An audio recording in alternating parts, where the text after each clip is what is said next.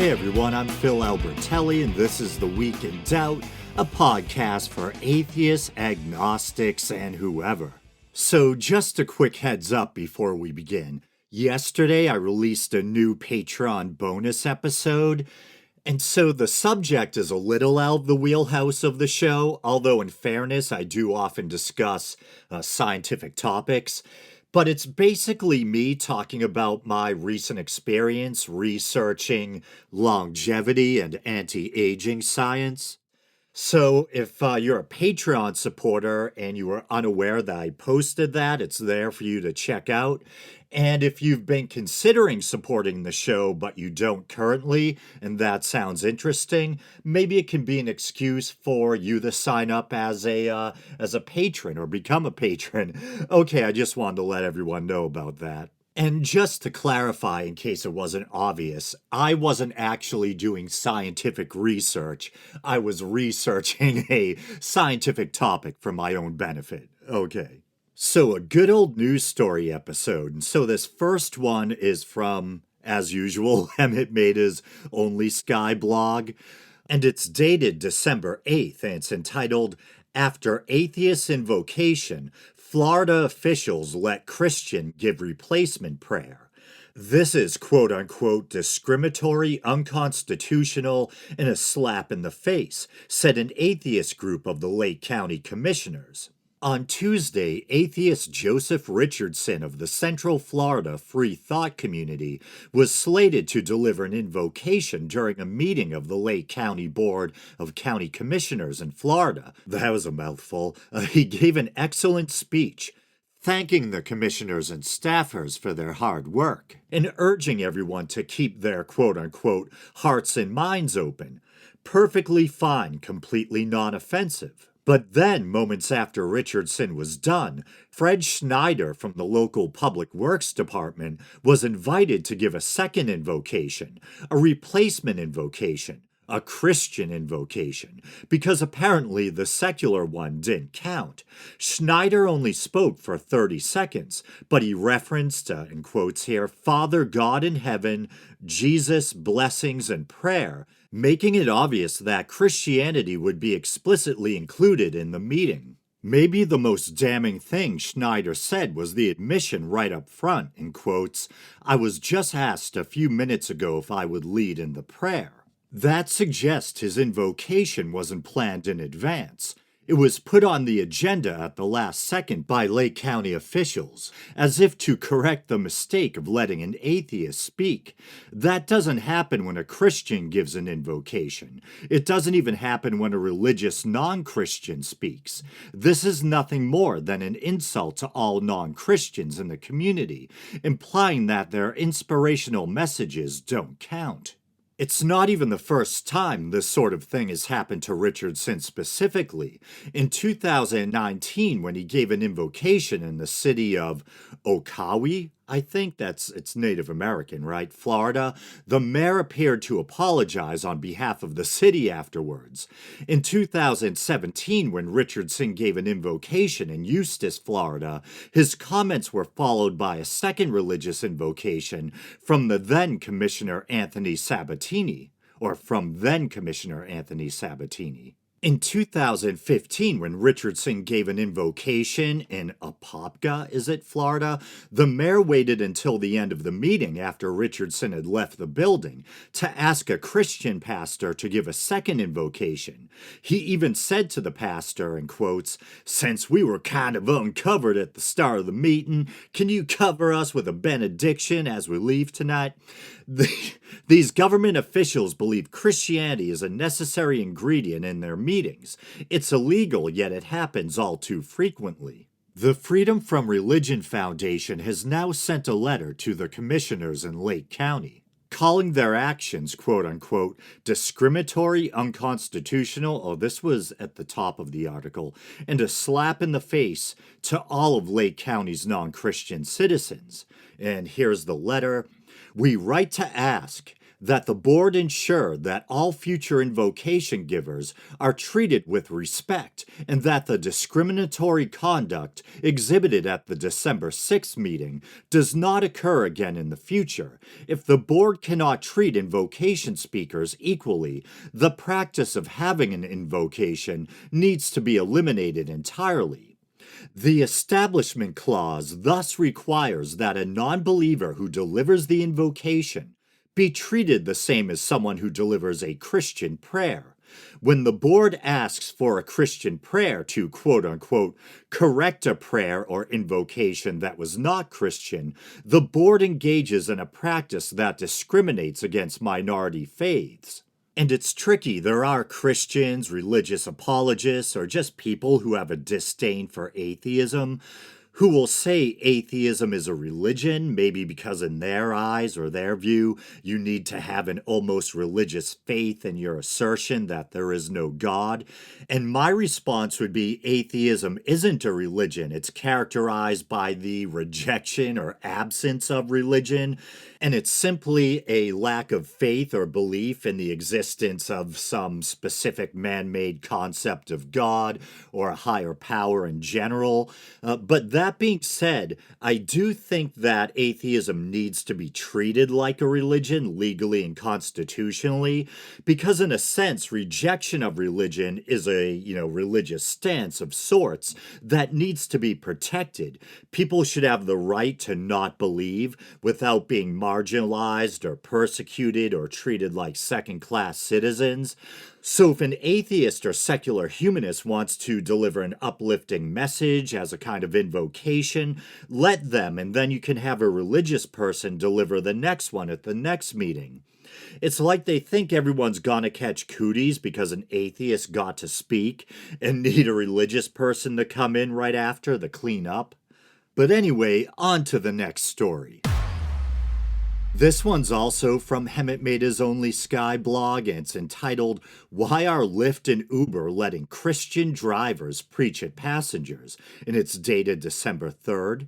And there's a subheading here, No one should have to pay to be missionized against their will, said an atheist group in a letter to both companies. And so it starts, if you're like me when you're taking an Uber or Lyft, you just want to get to your destination in absolute silence. It's always a gamble to begin a conversation with a total stranger, even if it's usually pleasant. But it would be so much worse if the Uber or Lyft driver used that opportunity of having a captive passenger to preach his or her religion. Both ride-sharing companies have strict rules prohibiting religious discrimination. Drivers cannot refuse a customer, for example, who is very clearly not a member of their faith. But there's no rule blocking drivers from proselytizing and attempting to win new converts, and Christians know it. A recent Associated Press article focused on Lyft drivers who see their work as, quote-unquote, mobile Christian ministries. And this must be an excerpt from the Associated Press article, and it starts with a quote. The car is such an ideal place to do this because it's personal, said Pastor Kenneth Drayton, who now drives for Lyft.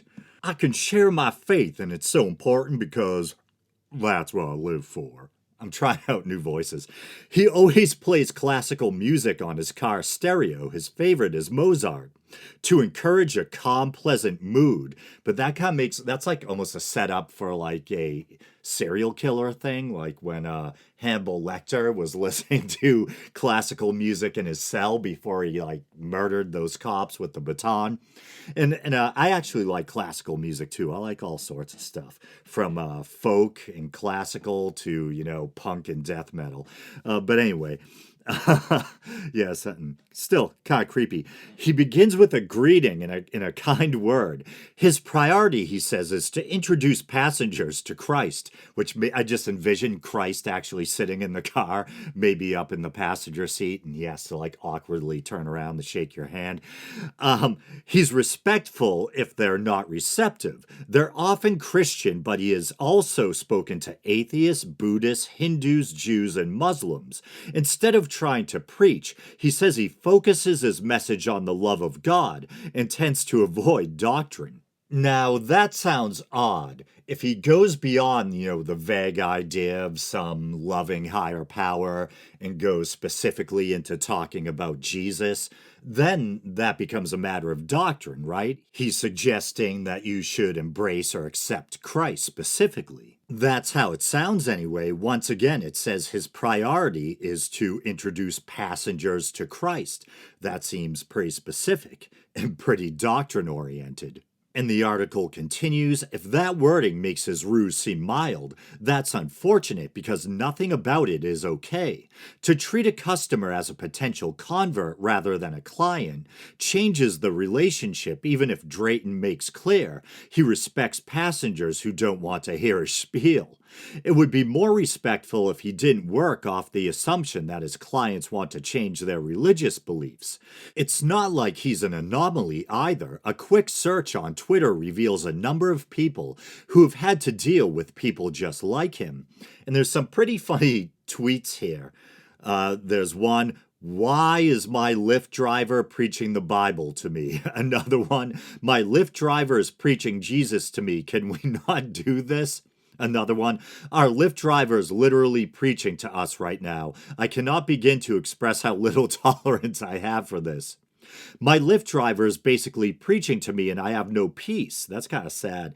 Here's another one. Our Lyft driver preaching to us how to be true Christian and telling us we don't need to be going out. And my dumbass yells, I love strip clubs. And the funny thing is that's actually a female and it looks like her Twitter handle is @randomhotmom. And this next one's female too. My Lyft driver is really preaching the Bible to me because of my name. It looks like her name is Faith. Sir, it's 10 a.m. And then it says it can happen the other way around too, with passengers preaching to drivers. And so some woman posted on Twitter, so I preached Christ to my Uber driver today, a Muslim, but he paid attention to every word I spoke. He was just looking at me through his mirror, like, why would this young, fine girl be carrying Jesus on her head like this? And then a laughing and crying emoji. I'm so glad I was able to plant the seed in his heart. And someone responded, imagine if the Uber driver was the one preaching Islam. He would have been given 1 star and a long-ass thread would have been dedicated to him. Y'all don't understand boundaries. And in fairness to Christians, I understand that evangelism is a big part of your faith. Go out and make disciples of all nations, etc. But other people aren't side characters or NPCs in your religion-drenched personal story. Other people have their own beliefs and worldviews and just want to get from point A to B in peace without being preached at, especially when they're paying you for a service. Stand on a street corner with a sandwich board handing out pamphlets on your own time. That would still be incredibly annoying, but at least your audience wouldn't be held captive in a moving car, you know? And I know that probably sounds pretty glib or callous, and it's not aimed at religious people in general. It's aimed at religious people who do this kind of annoying and inconsiderate stuff. In your mind, you might think you're saving souls, but not everyone believes what you believe. So just to reiterate, pushing your religion on someone while they're stuck in a vehicle with you and paying you, once again, paying you for a service is a gross imposition. And it's, like I said, inconsiderate, to say the least. But now that I'm done venting, let's move on to the next story. So I'm liking this new format where I end each news story episode with a science story, so I'm going to keep it going. And this week I'm going to be reading from a Live Science article by Joanna Thompson. It was published 7 days ago. It's December 13th as I'm recording this. And so the article is entitled, Zombie Viruses Have Been Revived from Siberian Permafrost. Could they infect people? And then the subheading is, Researchers have isolated viable microbes from melting permafrost after tens of thousands of years, but don't worry, they infect only amoebas. And so it begins. There's a frozen soup of viruses, bacteria, and fungal spores lurking beneath the frigid Arctic soil. Unlike the icy leftovers in the back of your freezer, some of these microbes haven't interacted with a cell since well before ancient Egyptians built the pyramids of Giza. As climate change continues to cook the planet, I like this author's flair. These permafrost-locked germs are beginning to thaw. But can newly defrosted microbes, quote unquote, wake up and infect anything? And how much of a potential threat do they pose to human and environmental health? Those are the questions an international team of scientists began to probe in a new study available on the preprint database bioRxiv. And it's funny, it looks like bio R and then some Roman numerals, but I looked it up and apparently it's pronounced bioRxiv. Disease outbreaks from permafrost are not unprecedented. Siberian reindeer herds periodically contract anthrax from bacteria in melted permafrost, according to research published in 2021 in the journal Frontiers in Veterinary Science, and the issue has affected a handful of humans in these regions as well. For the new study, which has not been peer-reviewed, the researchers isolated 13 newly described viruses from 7 permafrost samples and 2 water samples taken from Siberian rivers. 3 of the viruses, named megavirus mammoth, pithovirus mammoth, and Pandora virus mammoth, were found inside 27,000-year-old petrified mammoth wool. Another was discovered in the frozen intestines of an ancient Siberian wolf. I think that's what the kids call metal. That's pretty crazy. In a contained lab setting, the scientists carefully thawed the microbes and sequenced their genomes. Then the researchers infected amoeba cells with the newly awakened viruses. Despite being up to 48,000 years old, several of the viruses were able to replicate within the amoebas, causing them to burst open and release fresh viral particles. And I'm starting to think of like John Carpenter's The Thing or Alien. And here's a quote: "The ones we revived are no danger at all," famous last words. "They only infect amoeba." Jean-Michel Claverie, I think it is, probably butchered it, a computational microbiologist at Aix-Marseille, sure I'm butchering that, university in France, and co-author of the new study, told Live Science in an email, and here's a follow-up quote, "But their presence and infectivity suggests that ancient viruses infecting animals/humans could still be infectious." Wait a minute, ancient viruses infecting animals and humans could still be infectious? That sounds kind of redundant, or I don't know, maybe I'm not being charitable enough.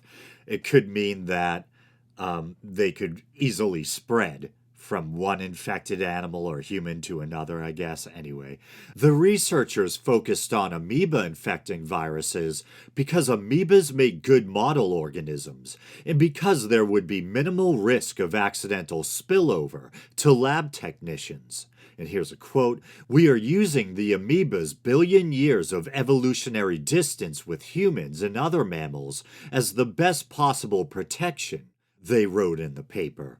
Previous studies of viruses locked within Arctic permafrost have been few and far between.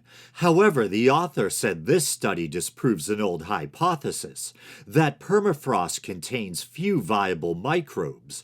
In addition to the viruses they revived, the team found trace evidence of numerous other species, including some related to known human pathogens, such as pox viruses and herpes viruses.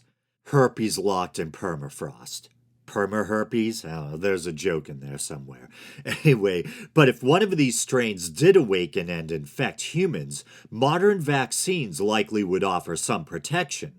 The biggest risk, according to the authors, is from unknown viruses like SARS-CoV-2, the pathogen responsible for COVID-19.